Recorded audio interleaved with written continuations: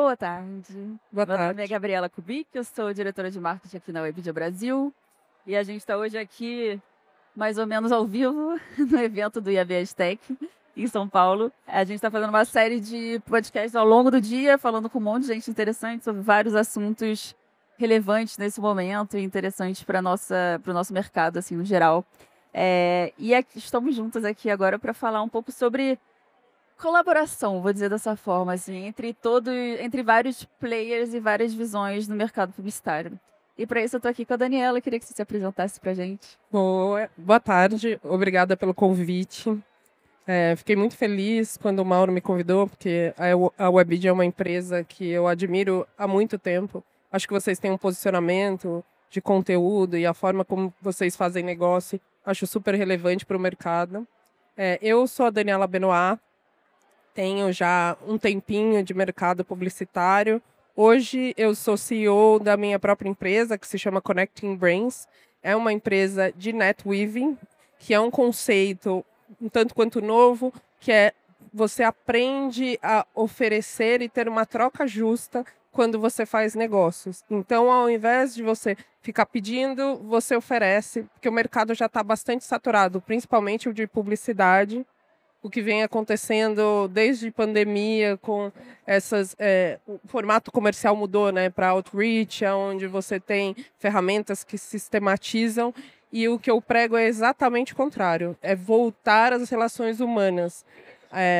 Eu mando cartas, eu mando telegrama, eu encontro pessoas pessoalmente, é nisso que eu acredito. Muito bom, acho que para mim eu sou muito fã desse tipo de forma de criar relacionamentos também, acho que super se perde, né, ao longo do tempo e é interessante a gente resgatar.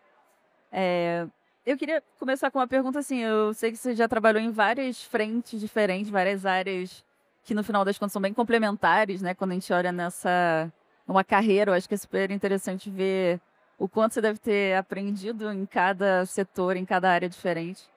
E eu queria entender assim, pensando um pouco nessa relação de fornecedores versus eh, agências ou empresas ou consultorias mais colaborativas. Qual a sua visão sobre isso, assim, nessa transformação do mercado que vem acontecendo ao longo dos anos, para a gente ser cada vez menos apenas esse um fornecedor, às vezes, mais frio e justamente se conectando mais, estando mais junto, co-criando, trabalhando em parceria. Eu acho que hoje, mais cedo, a gente falou sobre isso em relação a criadores de conteúdo também, cada vez mais colaborativos e menos vistos como uma mídia apenas, né? Alguém que vai participar, que vai construir junto, tanto campanhas quanto, enfim, até produtos. Eu gosto dessa pergunta porque ela vem um pouco na contramão do que está acontecendo no mercado, né? Depois da pandemia, muitas pessoas ficaram num sistema híbrido, algumas até estão 100% home office. Eu acho que, dentro desse contexto, as ferramentas acabam preponderando dentro de uma perspectiva de comunicação e publicidade. Vários grupos ganharam muita relevância e acabaram virando grandes conglomerados de mídia. Eu entendo que hoje é fundamental você estabelecer uma relação de proximidade e de entendimento dos objetivos e como que você pode colaborar para aquele mídia, para aquela pessoa do atendimento ou uma pessoa de projetos, que tipo de ferramenta que você traz, como que você colabora para que ele atinja os objetivos. Eu acho que é muito sobre perguntar e ter relações transparentes de troca, sabe? Então, por exemplo, que tipo de pergunta você, enquanto um veículo que produz conteúdo, precisa fazer para uma marca? O que é o objetivo? Como é que você pode contribuir para awareness ou mesmo para conversão? E como é que você entende os objetivos de negócio do cliente? Não é mais sobre só criatividade, é muito alinhado com os objetivos de negócio. Então, acho que dentro dessa perspectiva, quem entende o que tem que ser feito não corre risco nenhum de ser obsoleto dentro desse mercado. Não sei se fez sentido. Fez super. E justamente você tem alguma, sei lá, modelos e práticas ou recomendações nesse sentido, assim, para criar essas relações mais próximas, como você começou falando? Eu sou uma pessoa, a gente tem sempre que evitar os inglesismos, né? Mas eu sou uma person people, né? O people person.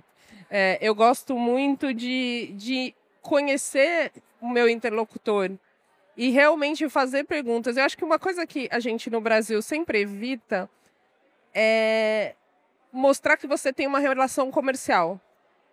Parece que é feio quando você vai procurar alguém por interesse, mas no final todas as relações são de interesse. Eu acho que o que muda é a legitimidade dessa aproximação. Quão sincero e o que você traz de benefício, de valor no final das contas.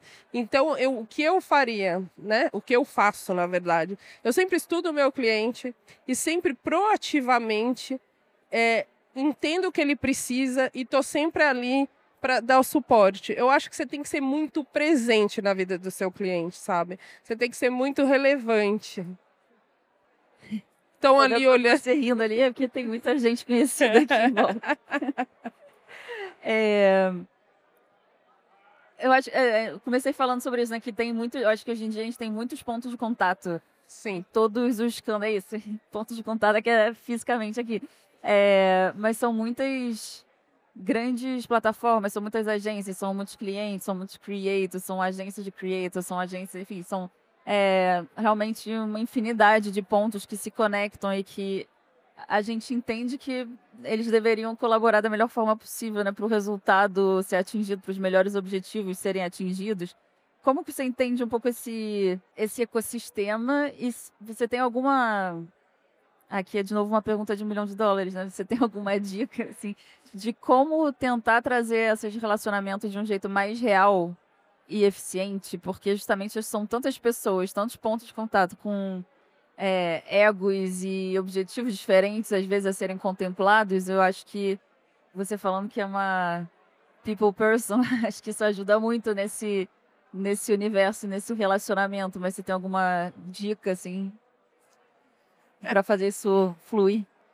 Eu acho que, de novo, eu acho que primeiro a constância e a relevância. Eu acho que são esses dois fatores que fazem total sentido no dia a dia. Então, obviamente que você não vai ficar todos os dias falando com o seu cliente se você não tiver um assunto.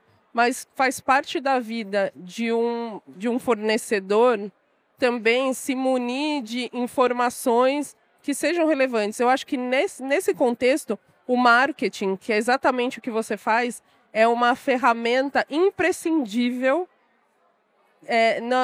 na saúde financeira e na longevidade de qualquer veículo de comunicação. Porque vocês estão sempre em contato com pesquisas, com formas de relevantes de abordagem, como é que você mantém um relacionamento de forma que seja importante para que a pessoa que está do outro lado te receba, porque sabe que você vai ser relevante, vai ajudar no cotidiano. Então, eu acho que é sempre sobre informação e sempre sobre relevância. Relevância, constância, informação. É uma troca eterna também, né? Realmente. Eu acho que sim. E uma coisa que eu fiquei pensando, aí você falou que você fala até, manda telegrama para as pessoas. Mando. Já fiz isso com uma pessoa que está aqui, inclusive, que não me respondia. Ele não me respondia e foi a forma mais inusitada que eu já arrumei de abordar alguém. Porque ninguém está acostumado a receber telegrama. Então, a hora que recebe, acha que recebeu uma herança ou se não, está sendo processado. E na hora que ele recebeu o telegrama, ele ficou envergonhadíssimo e me ligou na hora. Eu ia perguntar justamente isso. Essas abordagens que eu acho que a gente se perderam um pouco ao longo do tempo, né? De formas talvez mais reais, assim, de se conectar com as pessoas. Eu imagino que você trazendo isso deve causar uma certa surpresa, assim, um estranhamento. Eu tenho um jantar de network que acontece uma vez por ano, não, desculpa, por mês. E eu mando convites físicos. É incrível a adesão. Normalmente, eu tenho menos de 20% de falta nos eventos, porque as pessoas recebem uma carta. Ninguém mais recebe carta. E a hora que as pessoas recebem, elas se sentem tão especiais. Eu acho que tem um pouco do retorno da nostalgia, assim. Essa semana, eu vou dar um exemplo pessoal, mas eu acho que faz muito sentido. Eu fiz uma proposta para uma montadora. aonde eu fiz a curadoria das pessoas que tinham o perfil daquele carro e eu mandei buscar essas pessoas para que eles fossem num restaurante pago pela montadora, mas que eles fossem dirigindo aquele carro. Então, é um pouco da fadiga, às vezes, de estar 100% online, sabe? Eu trabalhei dentro de agências, vendendo leads, test drive, e chega uma hora que satura. Como é que você consegue fazer um digital, sabe? Uma mistura de físico e digital. Como é que você consegue criar um ambiente propício para que esse ser humano deixe de ser um cookie? Eu acho que esse é um pouco do desafio. Eu acho que os seres humanos estão cansados de serem cookies. Exatamente. E eu te ouvindo também, acho que eu achei muito interessante essa parte de experiência, assim, né? Que também é algo que vem crescendo há anos, a gente vem falando muito sobre isso. Acho que a nostalgia ultimamente também teve um novo boom. Mas como que você trabalha essa parte de experiências físicas com seus clientes, esse tipo de exemplo que você deu? Olha, tem sido um grande aprendizado, mas se eu te falar que é muito mais fácil do que eu imaginava, eu estou fazendo exatamente isso que eu te falei. Eu voltei a ocupar espaços físicos. Eu voltei a pensar como é que a gente fazia isso antes, sabe? Um pouco de retorno. Primeiro que as pessoas querem falar com pessoas. E aí que vem esse grande aumento da creator economy, né? Eu acho que os grandes criadores, eles ainda têm uma relevância enorme. Quem sou eu para falar que não se compra mais grandes creators? Mas os pequenos, eles trazem uma legitimidade que... Vamos trazer um exemplo, sei lá, Boca Rosa. Boca Rosa vende um batom. É óbvio que o fato da Boca Rosa apresentar esse batom faz toda a diferença. Mas será que a minha melhor amiga, a Thalma, se ela experimenta esse batom, eu não vou ter mais vontade de comprar? Eu acho que é uma coisa de voltar a ter uma troca humana e próxima. E isso acontece nas minhas experiências. Por exemplo, hoje eu tenho um cliente que é uma marca de café. E ele precisa entrar em vários pontos de venda. Eu mudei muito o DNA da minha troca. Hoje eu entendo que conexões servem para qualquer tipo de venda. Eu não tenho mais barreiras, isso eu faço, isso eu não faço. Eu conheço pessoas, e pessoas são múltiplas. Hoje você está uma diretora de marketing, mas talvez você seja uma surfista. E talvez você seja mãe de planta, ou talvez você use um carro elétrico. Então, aquilo que a gente falava lá no comecinho da internet, que as pessoas tinham vários badges, isso se aplica na vida real. E como é que eu faço desse uso, né, desse conhecimento que eu tenho, para transformar em venda? Eu acho que a gente pode vender absolutamente tudo que a gente quiser, desde que a gente tenha uma estratégia para isso. Então, a minha resposta, uma resposta curta para uma longa explanação, é entender quais são os processos de compra e trazer todas as informações que você tem do digital, você começar uma jornada no digital, mas terminar no presencial. Muito bom. Você tem algumas ferramentas ou você tem algum tipo de design thinking assim que você crie para cada projeto? Todos os projetos passam por um processo de design thinking, de entendimento de quem é o consumidor. Além do meu CRM, obviamente que agora a ChatGPT me ajuda com tudo. Então, ele me ajudou a criar um CRM, onde eu criei um sistema de tags que eu entendo quem é cada pessoa. A hora que eu sair daqui, eu vou te categorizar. Eu vou falar assim, olha, ela é uma mulher jovem, diretora de marketing, que usa óculos, e vou colocando várias tags. E aí, a hora que eu preciso puxar para auxiliar qualquer marca ou veículo, eu também trabalho com veículos, eu vou te achar porque eu sei que você usa óculos. Então, eu estou colocando, de novo, eu estou deixando aquele banco de dados, que era uma coisa fria, eu estou trazendo vida para ele. Não, eu sinto que você está querendo me contratar já. Não, bem que você falou que você era boa de venda, já está vendendo seu peixe aí. Não, é muito bom. Eu acho que essa conexão, para mim, assim, esse equilíbrio tá muito, né? O pulo do gato, assim, tá nesse equilíbrio das ferramentas, da inteligência artificial, etc., com um conhecimento adquirido de experiência própria, né? De uma carreira.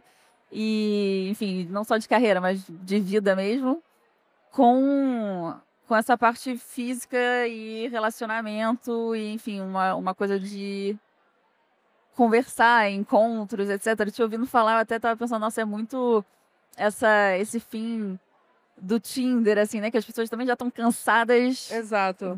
só do digital e querem se encontrar na vida real. Ou, enfim, ou cansaram de tudo também já desistiram. Mas eu acho que o futuro está muito nessa volta dos encontros, da troca, da conversa. Acho que é muito interessante você buscar essa abordagem. Eu acho que tem mais uma coisa que é super importante e que nisso vocês são craques, é a qualidade do conteúdo. Eu acho que passou-se a onda, né, de que todo mundo pode falar sobre qualquer coisa e agora o usuário ele busca o conteúdo de qualidade, onde ele pode acreditar, sabe? Que tenha um embasamento, que tenha um pensamento, que tenha um jornalista, que tenha alguém checado os fatos.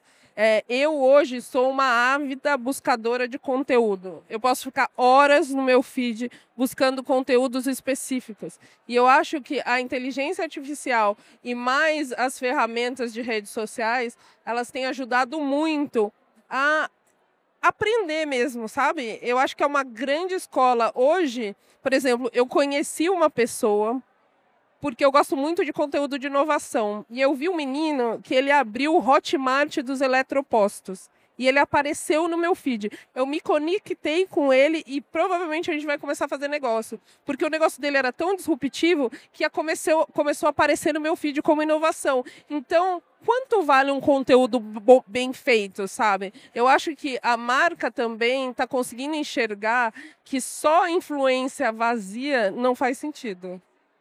Não, 100%. Eu acho que aqui, o exemplo que você trouxe, acho que do nosso trabalho também passa muito por isso. Eu acho que, óbvio, tem uma credibilidade, uma autoridade que foi construída ao longo dos anos que permite também inovar com uma certa liberdade, porque a gente já chegou num ponto que a gente consegue testar coisas diferentes, com uma tranquilidade de ter ali o nosso nome já reconhecido. Então, criar novos relacionamentos, abrir novas frentes de trabalho, novas frentes, enfim, de teste, tudo isso acho que é muito importante no crescimento e na continuação, assim, nesse legado ao longo dos anos, né, que a gente vem criando dentro de cada plataforma que a gente trabalha. Bem dito, é um legado mesmo, porque é engraçado como essa... Não é engraçado, né? É resultado de um trabalho de muitos anos, mas essa construção, ela foi feita de uma forma tão primorosa que hoje vocês são referência. São quase que sinônimo de conteúdo bem feito. Então, eu acho que isso também é uma ferramenta. Um conteúdo bem feito é uma ferramenta de atração. Então, respondendo a sua primeira pergunta, conteúdo é rei. E o bem feito, acho que também passa por isso, né? Bem feito para quem? Tudo depende desse entendimento da audiência que você começou falando também, né? Dessa compreensão de quem é essa pessoa e o que vai ser interessante para ela. Porque também o que é bom depende de cada um, né? Óbvio que tem um bom técnico, mas depois tem um bom de ser interessante para cada nicho e para cada comunidade que a gente trabalha. Exatamente. Dani, muito obrigada pelo papo, foi ótimo. Rápido. Passou muito rápido. Aqui 15 a 20 minutos passa voando. Muito obrigada. Eu que agradeço pelo convite.